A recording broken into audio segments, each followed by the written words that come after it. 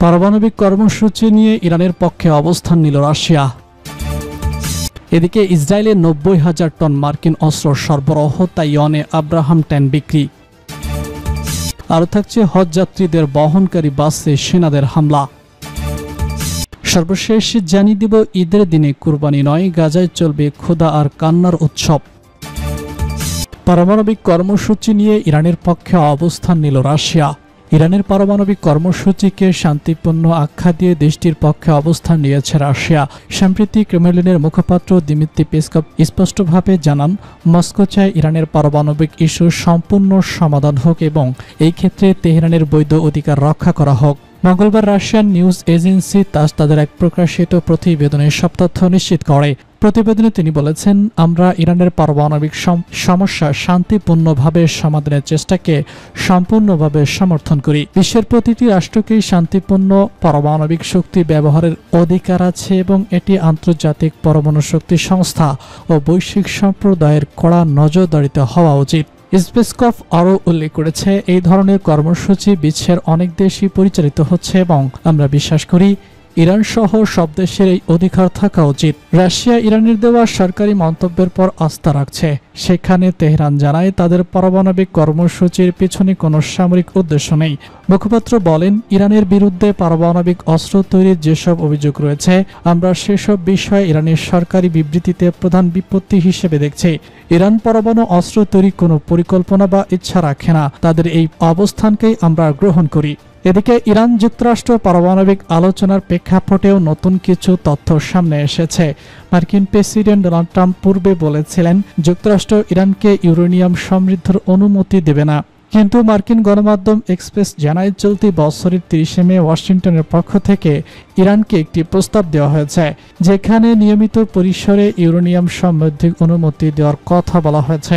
প্রসঙ্গত, ওমানের মধ্যস্থতায় ইরান এবং যুক্তরাষ্ট্রের মধ্যে 23 মে রোমে অনুষ্ঠিত হয় 5ম দফা আলোচনা। ওমানের পররাষ্ট্রমন্ত্রী বদর আল নুসাই বলেছেন, কিছু অগ্রগতি হয়েছে, তবে তা এখনও চূড়ান্ত নয়। ইরানের প্রধান আলোচক এবং পররাষ্ট্রমন্ত্রী আব্বাস কারাকচি আশাবাদ ব্যক্ত করে বলেন, কারো 1 বা 2 রাউন্ড আলোচনার মধ্য দিয়ে আমরা ইতিবাচক সমাধানে পৌঁছাতে পারব। বিশ্লেষকদের মতে রাশিয়া এই অবস্থা আন্তর্জাতিক অঙ্গনে ইরানকে কূটনৈতিকভাবে শক্তিশালী করছে এবং পারমাণবিক ইস্যুতে আলোচনা উত্তেজনার প্রশমনের পথ খুলে দিতে পারে। শান্তিপূর্ণ পারমাণবিক উন্নয়নের পক্ষে রাশিয়া সরাসরি সমর্থন ইরানের জন্য যেসব কৌশলগত সুবিধা তৈরি করেছে, তেমনকি এটি ভবিষ্যতের আলোচনায় একটি ভারসাম্যপূর্ণ পরিবেশ গঠনে সহায়তা হতে পারে। ইসরায়েলে 90,000 টন মার্কিন অস্ত্র সরবরাহ, তাইওয়ানে আব্রাহাম ট্যাঙ্ক বিক্রি।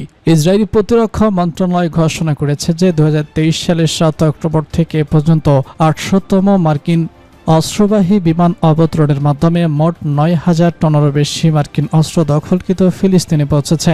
পাস্টুডের প্রতিবেদন অনুযায়ী অস্ত্রগুলো গাজা উপত্যকার উপর যুদ্ধ শুরু হওয়ার পর থেকে 940টি বিমান এবং হাজারের মাধ্যমে দখলকৃত ফিলিস্তিনে পাঠানো হয়েছে। প্রতিরক্ষা মন্ত্রণালয় আরও জানায়, সম্প্রতি অবতরণ করা 800তম বিমানটি যুক্তরাষ্ট্রের গতি একটি বিশাল আকাশ এবং সামুদ্রিক সেতুর অংশ, যা গাজায় যুদ্ধ শুরু হওয়ার ঠিক পরেই চালু হয়।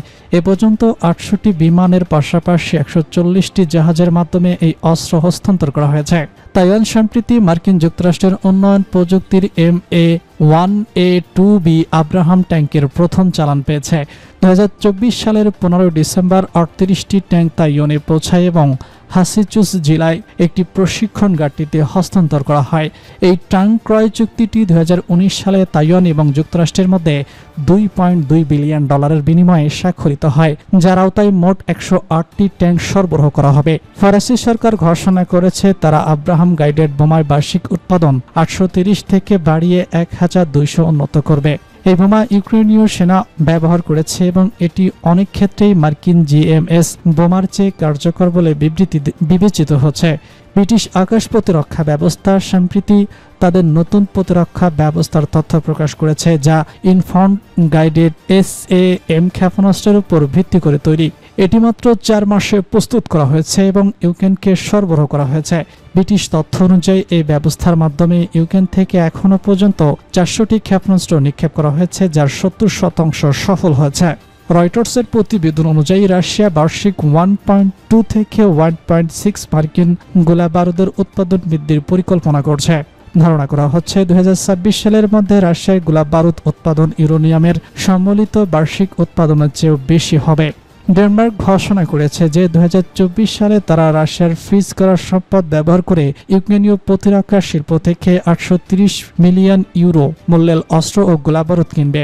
এই অস্ত্র ইউক্রেনীয় বাহিনী রাশিয়ার বিরুদ্ধে ব্যবহার করবে। ন্যাটোর আহ্বানে সাড়া দিয়ে এবং সম্ভাব্য রুশ হুমকি মোকাবেলায় ডাচ সরকারি জার্মানি থেকে 46টি পাওয়ার 2A8 ট্যাঙ্ক অর্ডার দিয়েছে, যাতে একটি স্বয়ংক্রিয় ট্যাঙ্ক ব্যাটালিয়ন গঠন করা যায়। এই ট্যাঙ্কগুলো 2027 থেকে 2030 সালের মধ্যে সরবরাহ করা হবে। হজযাত্রীদের বহনকারী বাসে সেনাদের হামলা। হজযাত্রীদের বহনকারী বাসে হামলা চালিয়েছে ইসরায়েল। দেশটির সেনাবাহিনী ফিলিস্তিনের অধিকৃত পশ্চিম তীরে একাধিক স্থানে অভিযান চালিয়েছে। এ সময় তারা হজযাত্রীদের বহনকারী একটি বাসেও হামলা চালিয়েছে। শনিবার তুরস্কের গণমাধ্যম অ্যানাদুলো এজেন্সির এক প্রতিবেদনে এসব তথ্য জানানো হয়েছে। প্রতিবেদনে বলা হয়েছে, পশ্চিম তীরে শনিবার ভোরে একাধিক স্থানে অভিযান চালিয়েছে ইসরায়েলি বাহিনী। এই অভিযানে 2 ফিলিস্তিনিকে আটক করার পাশাপাশি জেজিন শহরে একটি হজযাত্রী বাসে হামলা চালিয়েছে তারা।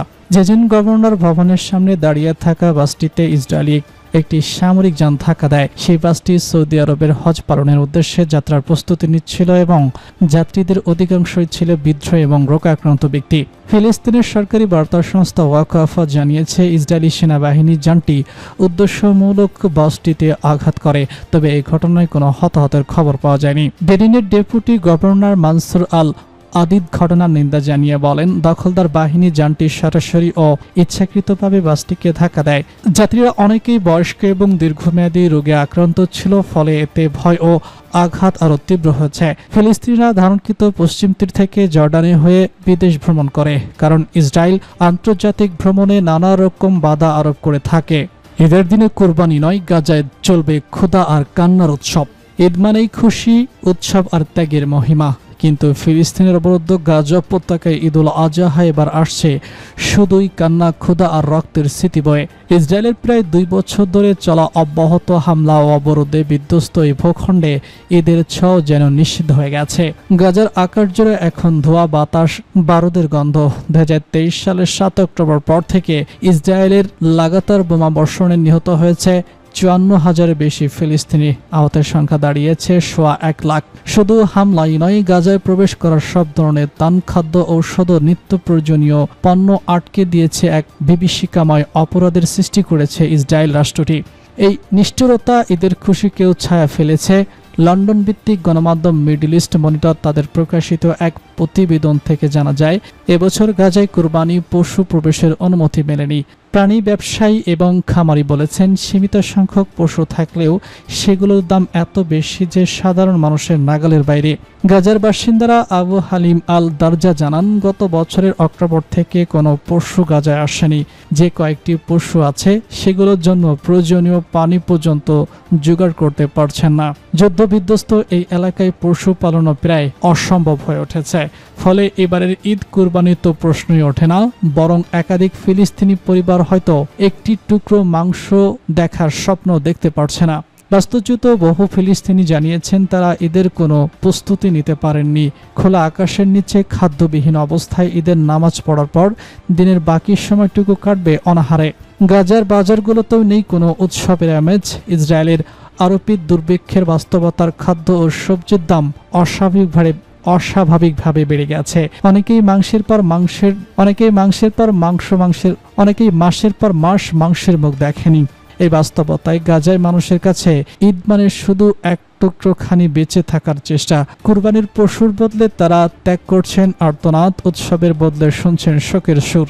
এ যেন ঈদের দিনেও মৃত্যু আর ক্ষুধার সঙ্গে এক অসহায় জনগোষ্ঠীর নীরব যুদ্ধ।